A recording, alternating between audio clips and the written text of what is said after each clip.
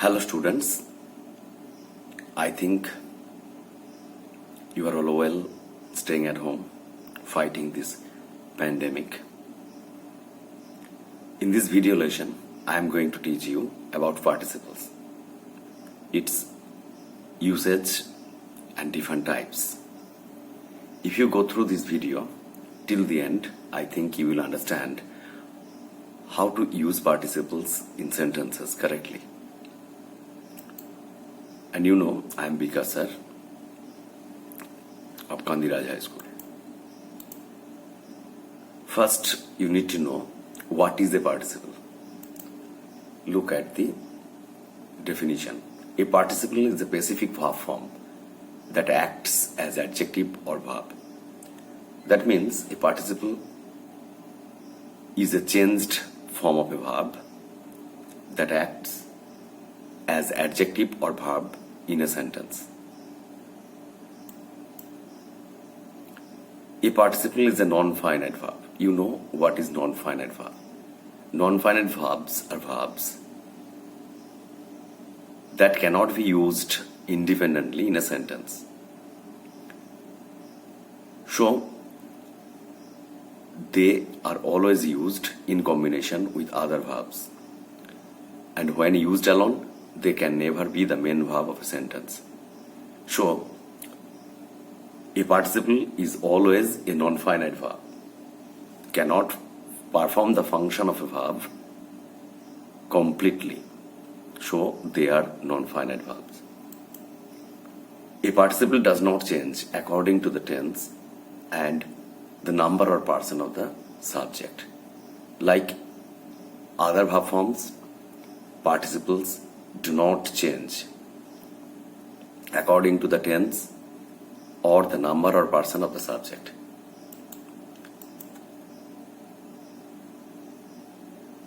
Now, look at the types of participle. Generally, there are two types of participles. First one is present participle. It is formed by adding ing to the base form of the verb. It is added at the end of the verb, base form of the verb. Look at the examples. Breaking news. You are very much acquainted with this term, breaking news, and boiling milk. In both the cases, ing is added to the verb and they form present participle, here used as adjectives, both breaking and boiling. Now next, past participle. It is formed by adding en, ed, d, t or n to the base form of the verb. Look at the examples. Broken glass and boiled egg.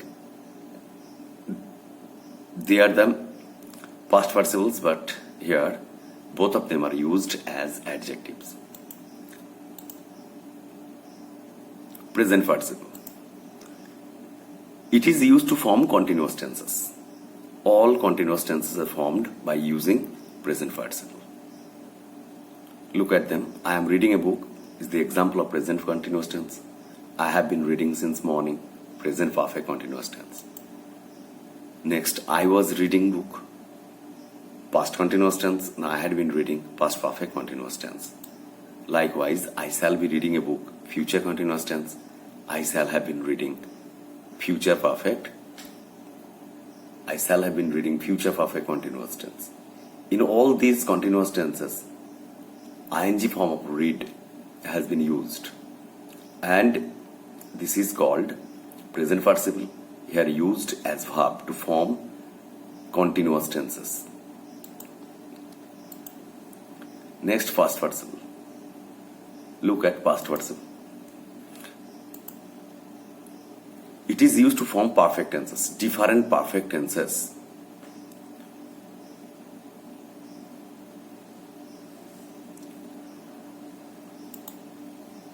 I have done this, present perfect tense.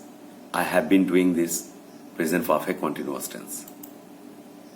I had done this, past perfect tense. I had been doing, past perfect continuous tense. I shall have done this, future perfect tense. And I shall have been doing, future perfect continuous tense. In all these perfect tenses, we have used the third form of the verb or past participle. You know past participle.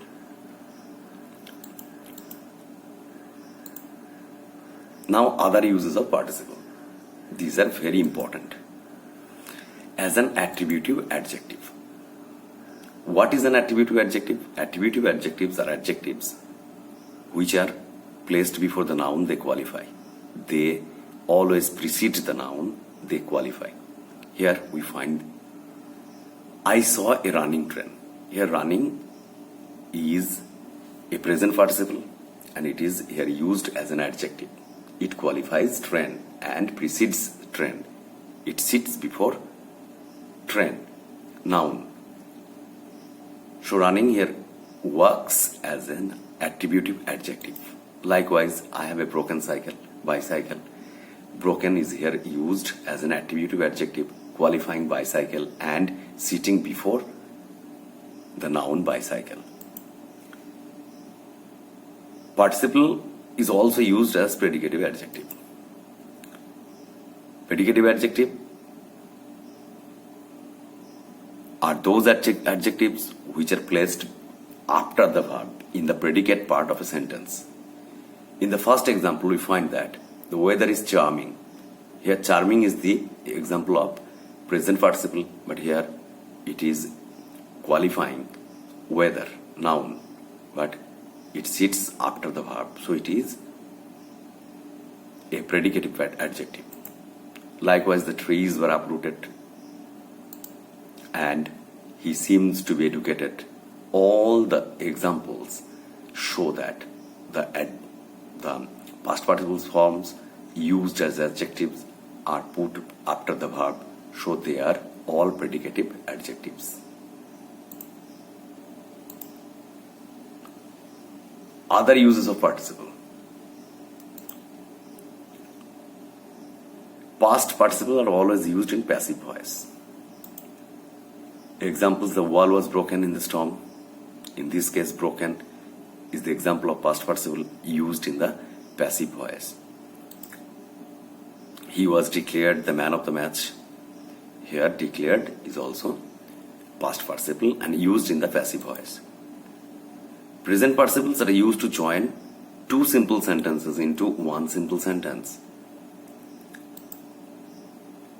Look at the example. He went home and he saw his uncle.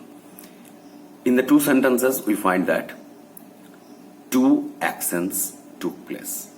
He went home and then he saw his uncle, one after another. Two actions follow each other. One follows the other. So, in such cases, when one action follows the other, we use present participle to join the two sentences into a single simple sentence. We transform the first verb into present participle, going. From went, we get go, and we use ing to form going. Going home, he saw his uncle. Thus, we join two sentences. But you must remember in such cases that going is detached form of participle. Detached from the noun it qualifies. It works merely as a verb here. And it qualifies he, the pronoun. In such cases, you must remember that the detached participle must comply with the subject. It qualifies. Here, going qualifies he, but it agrees with he. The action done by going refers to he, the subject of the main clause. You must remember this. But in those cases too, there are some exceptions. We use such expressions as God willing, generally speaking, regarding this, or frankly speaking. In these cases, the participle generally does not agree with the subject of the main clause or the noun or pronoun it qualifies, because these expressions have become very frequent in our everyday speech. So we just use them as an adverbial phrase qualifying the whole of the sentence. Present participle phrases follow conjunction and prepositions such as before, after, instead of, on, since, when, while, in spite of. In spite of being late, we use present participle after these phrases. A third type of participle is there which we call perfect participle. It is formed by using having with the past participle form of the verb. It is used to indicate a completed action finished before the action in the main clause. That means when you find perfect participle, there must be a main clause. Perfect participle having plus past participle form is used to indicate a completed action finished before another action which the main clause describes. So you will find two consecutive actions that took place in the past. The main clause describes the action which takes place after the action described in the perfect participle phrase.